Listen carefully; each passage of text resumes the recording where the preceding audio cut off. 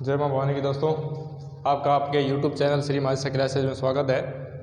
आज मैं बात करूंगा अपने कंपटीशन की। जो भी बच्चे तैयारी करते हैं उन्हें एक बात को लेकर बहुत कन्फ्यूजन रहता है और वो हर टीचर्स या कोई भी होता है उसके साथ शेयर करते हैं कि सर याद कैसे करें, पढ़ लेते हैं सर हमें याद नहीं रहता है। तो देखिए, याद करने की आपको तरीका बताएंगे इस वीडियो में कि आपको किस प्रकार से पढ़ें ताकि आपको याद रहे। इसके साथ साथ बच्चों की एक बहुत बड़ी समस्या रहती है कि वो बुक को लेकर बड़े कंफ्यूज रहते हैं। हर टीचर के साथ शेयर करते हैं कि सर जैसे नई वैकेंसी आती है देखते हैं कि सर कौन सी बुक लाएं, क्या तैयारी करें। बुक्स को लेकर उनमें बहुत ज़्यादा ये क्या रहती है, उत्सुकता रहती है। वो नई नई बुकें लाते हैं, उस चक्कर में क्या हो जाता है, कन्फ्यूज़न होता है। नई बुक में, हर बुक में अलग अलग सिस्टम से पढ़ते हैं, अलग अलग व्याख्याता की बुक होती है, उनमें अलग अलग तरीके से दिया रहता है, तो बच्चे इससे क्या रहते हैं, कन्फ्यूज रहते हैं। तो देखिए, कल ही अपने यहाँ जो एडमिशन लेने आए थे राजस्थान पुलिस वाले, ये नहीं पूछते हैं कि सर कौन सा बेंच है, क्या चलता है, कौन से सर करवा रहे हैं। पहले आते ही पहली बात, सर हमें बुक्स कौन सी पढ़नी है। तो देखिए, इसका एक वीडियो बना रहा हूँ जिसके माध्यम से जो भाई बहन इसको लेकर कन्फ्यूजन में रहते हैं उन्हें बहुत सहायता मिलेगी। देखिए, पहली बात यह है कि जो चीज़ें आपको याद नहीं रहती है उसको याद कैसे करें, उसको किस तरह से पढ़ें कि वो अपने को लंबे समय तक याद रहे। तो देखिए, इसके लिए आपको क्या करना है, जैसे यो चीज़ें आपको आज करवाई गई है, जैसे आज आपको करवाया है कोई भी टॉपिक, किसी भी सब्जेक्ट में कोई भी टॉपिक आज करवाया है, उसका 1 वीक 7 दिन तक उसका रिवाइज करिए। देखो, रटने से कुछ नहीं होगा, उसको इस लहजे से मत पढ़िए कि वो चीज़ मेरे को याद करनी है। इस तरीके से बस आपको क्या करना है, उसको पढ़ना है। बस पढ़ना मतलब उसकी सिर्फ क्या करनी है, रीडिंग करनी है। बस रीडिंग लगानी है उसकी। कितने दिन, 7 दिन तक। जब तक आपको 7 दिन तक नया टॉपिक नहीं करवाया जाता है तब तक आपको 7 दिन तक उसी टॉपिक को क्या करना है, रीडिंग करना है। चाहे नया करवा दिया, हाँ नया पढ़ रहे हैं, साथ में उसको भी क्या करो, वापस कितने दिन तक, 7 दिन तक वापस उसे रिवाइज करोगे। तो 7 दिन तक रिवाइज करने के बाद मुझे नहीं लगता कि 7 दिन के बाद भी अब वो आपको याद ना हो। ऐसा बिल्कुल पॉसिबल ही नहीं है। जैसे देखो, कैसे अपने गाने सुनते हैं, म्यूजिक सुनते हैं, तो उस म्यूजिक को अपने याद करने के लिए जैसे नहीं सुनते हैं, सिर्फ क्या है, सिर्फ सुनते हैं, लेकिन फिर भी अपने बार बार उनको सुनते हैं तो उसको अपने क्या करते हैं, गुनगुनाने लग जाते हैं। उस गानों को क्या करते हैं, गाने लग जाते हैं और गाने अपने को वो याद होने लग जाते हैं। तो उसको अपने क्या याद करने के तरीके से सुना था क्या? नहीं, बिल्कुल नहीं। उसको तो अपने सिर्फ किसके लिए सुना था, मूड फ्रेश के रूप में सुना था, लेकिन वो अपने को क्या हो जाएंगे, याद। तो क्या है कि जो चीज़ें अपने बार बार करेंगे ना, फिर याद तो होना ही है। याद क्यों नहीं होगा, याद हो जाएगा। ठीक है। दूसरी बात, कुछ बच्चों की ये समस्या रहती है, सर हमें समझने वाली चीज़ें जल्दी समझ जाते हैं, रटने वाली जो याद रखने वाली चीज़ें हैं वो हमें याद नहीं रहती। तो देखिए, याद क्यों नहीं रहती है, ये बेटा ये पकड़ा ना, डस्टर पकड़ा ना। देखिए, इसके लिए आपको क्या करना है, इसके लिए आपको देखो याद कैसे करना है। देखो,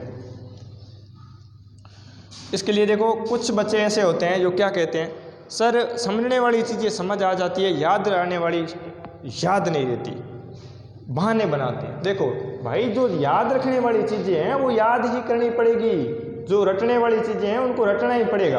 अब रामदेव जी है तो रामदेव जी का ससुराल अमरकोट में है, तो इस चीज़ को आपको रटना ही पड़ेगा। उसकी पत्नी का नाम नेतलदे है तो नेतलदे ही रहेगा, उसको आप इज लगा के ऐसे नहीं कर सकते, रामदेव जी। अब क्या समझ लोगे इसमें, इज क्या लिखोगे, अमरकोट, अमरकोट इज नेतलदे। अब ऐसा कुछ करोगे क्या?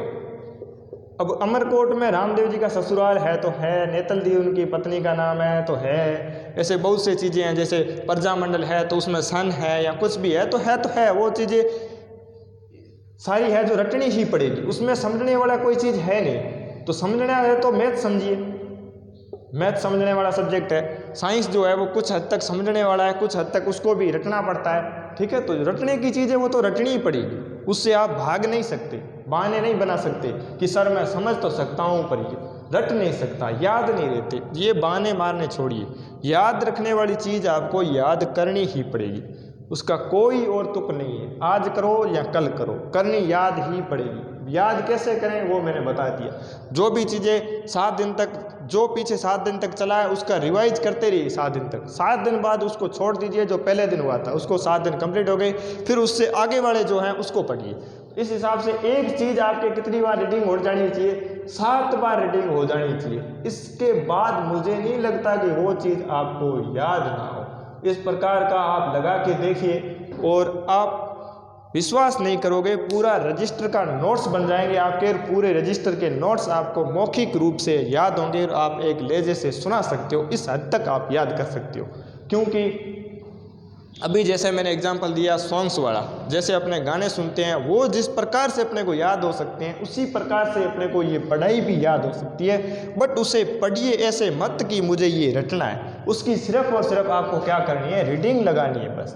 सुबह शाम 2 बार दिन में लगाओ तो और ही अच्छी बात है, नहीं तो 1 बार रीडिंग लगानी है। 7 दिन तक कंटिन्यू ऐसा करोगे तो पहले दिन जो करवाया था उसको 7 दिन जब हो जाएंगे तो मुझे नहीं लगता कि वो आपको याद ना हो। दूसरी बात अपने करते हैं बुक्स की, जिसे लेकर बच्चे बहुत कन्फ्यूजन रहते हैं और बहुत सारी क्या करते हैं, बुकें ले आते हैं। अलग अलग सर के कहने पर क्या लाते हैं? अलग अलग बुकें लाते हैं। अरे भाई अलग अलग लाने की क्या ज़रूरत है?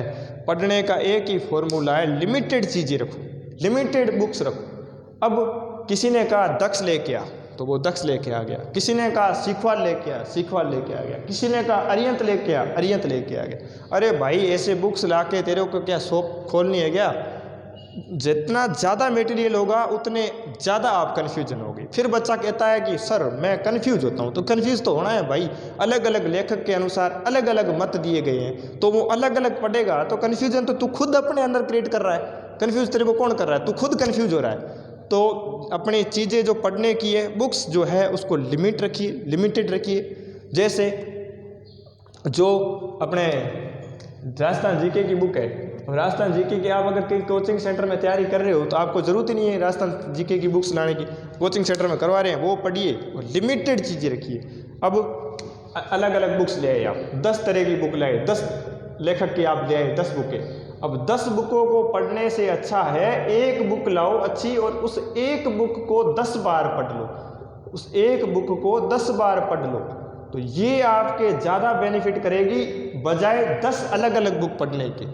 एक ही बुक को 10 बार पढ़ो, 10 अलग अलग बुक को न पढ़कर, ये आपके ज़्यादा बेनिफिट करेगी बजाय 10 अलग अलग बुक के पढ़ने की। इससे आपको कन्फ्यूजन होगा, वो अलग।